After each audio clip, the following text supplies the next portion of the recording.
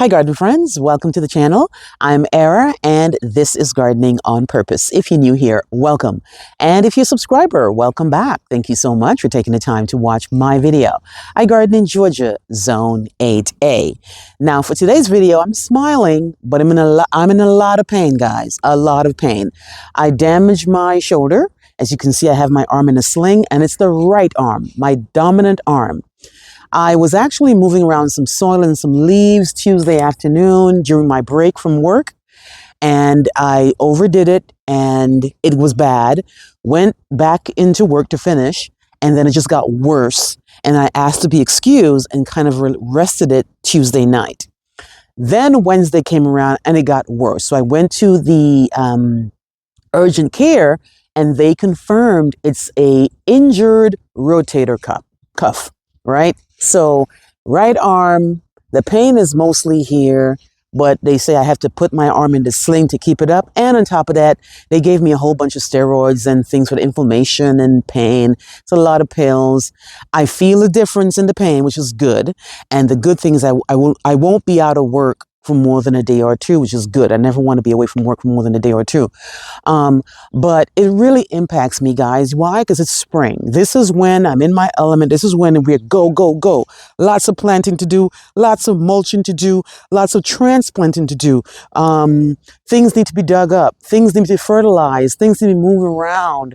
And because it's my right arm, I'm at a disadvantage. So this is really a bummer.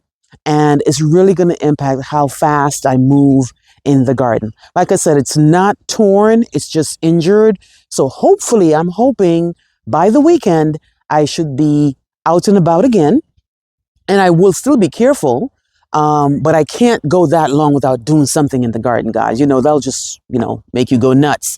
But in any case, I just wanted to give you an update. I haven't put out a full video in a couple of days. I've put out some shorts because I had shorts in my video self. So I actually just put those out. But this is the first full video I'm doing since I got injured on Tuesday. But it's not as bad as it looks. Like I said, it's an injured rotator cuff. And I just need to take it easy, take it careful. And I'm not working today. I'm just going to take it easy and not do too much.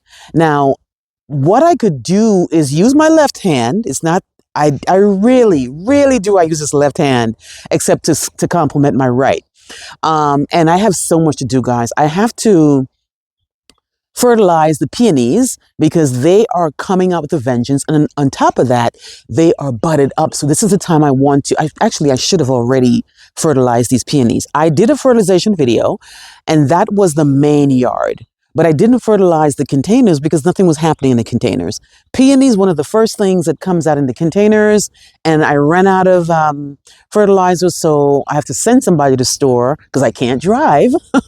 I can't drive. Send somebody to the store to get me some fertilizer for the peony.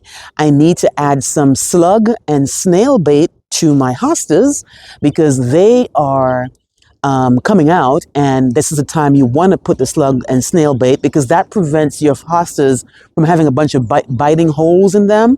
It's not very attractive, and I've learned that when I put that snail bait there, it definitely helps with my plants not having holes in them.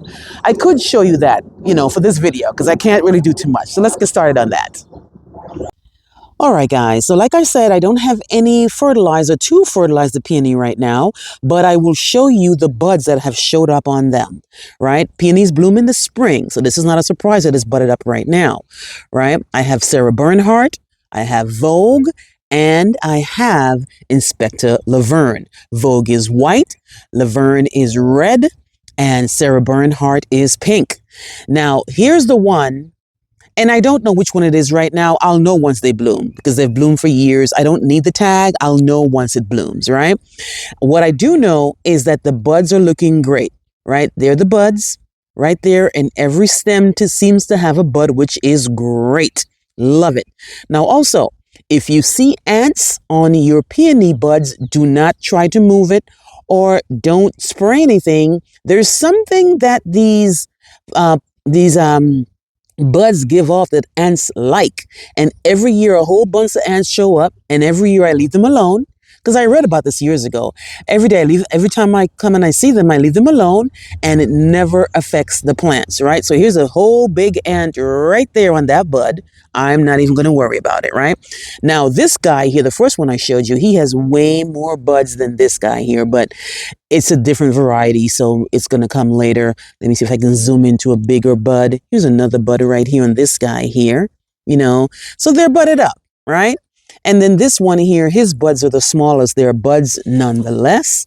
So I can go in right there. You see it? Right? So I love peonies, and I started out putting them in the container, and they stayed in the container all this time because this is not the cross peony.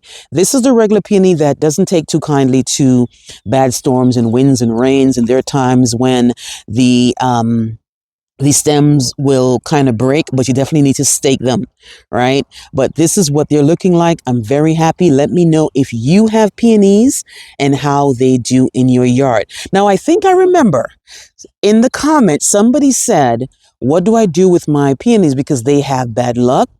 And what I don't have the greatest luck with, I must say, are when you buy the root. Because, it's cheaper if you buy the root, right? I always go to the stores and I buy the root and they never come, right? All three of these were bought from the store years ago, and every year they come back for me, right? Once I bought them, put them in containers, I never bother them again, and they come back for me reliably every year. Now, the Sarah Bernhardt is the newest one. I've always had the Vogue, and it's always had the Inspector Laverne, but the Sarah Bernhardt is the newest one.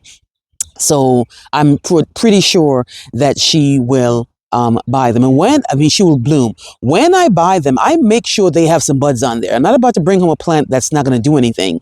And most times when I buy them, they don't have the flower. They have the buds. And then I take my time with them and I see the buds, right? So that's my answer to that comment about what do I do. I literally just leave that peony alone, and I fertilize it once I see these blooms.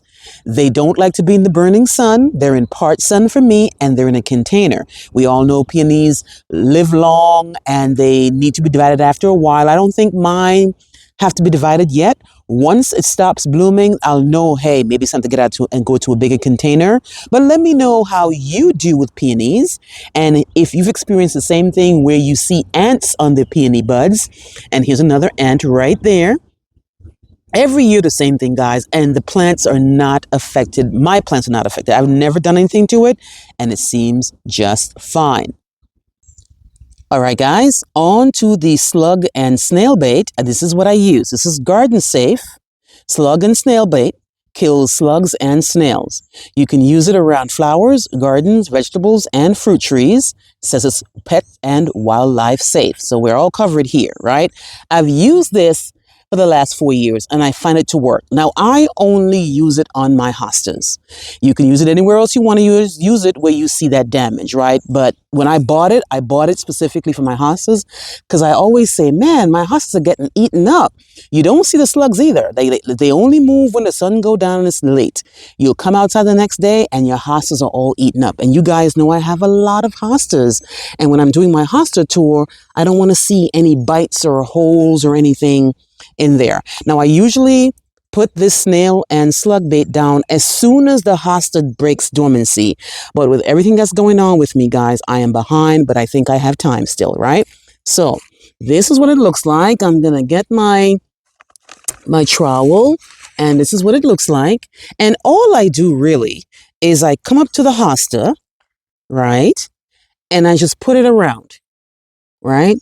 Come rack around, I just put it around the entire plant, right? Because that's what happens. The slugs, they come at night and they do that damage. Don't know where they're coming from, but they're there, right? Oh, you see this one hasn't unfurled yet? I'm just going to throw it there. They don't like this one bit, guys. I can tell you right now, they don't like it one bit. And I don't have to be precise, to be honest with you. I just throw it on there. I mean, it'll be nice not to have it land there. And if it lands there on the on the foliage, I'll just move it, right? So that's all I do. I come around and I just throw it around there. And I have a whole bunch of hostas. So I might actually end up having to buy another bag I don't know if I need all this, but I usually do a little bit. You see how much I'm using here per plant, right?